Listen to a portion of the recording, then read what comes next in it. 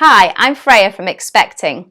I've seen loads of people rock up to hospital looking like they need a camel to help with all their bags, as though they're stopping for a month, and it's really not that practical. You'll find loads of lists online suggesting what you should pack in your hospital bag, but be aware that a lot of those lists have actually been written by shops who are trying to sell you more products. My advice is to pack just the minimum of what you need for overnight. So have two separate bags, one for you and one for the baby, because that makes it much easier to find things. And just take what you think you'll need for one night. If you then end up needing to stay any longer, you can have another bag back at home that you could easily send your partner or another family member to go and grab.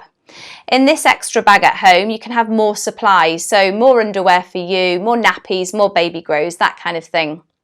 A friend of mine sent her husband home to get more knickers for her because she was running out. Couldn't find them anywhere and brought back his boxers. Not so helpful. For birth partners, it's really useful if you know what's what and where it is in the bags. So if she's asking you for a scrunchie, are you aware what that is and can you find it? Another tip is to put the baby's first outfit in a separate sandwich bag.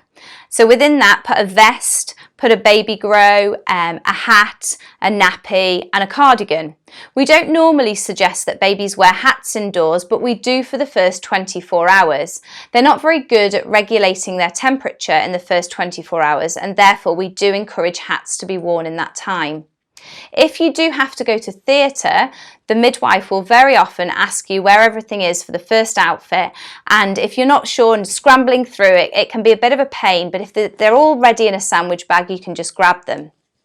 If you'd like more practical tips for labour and birth and early parenting, check out expectingclasses.co.uk.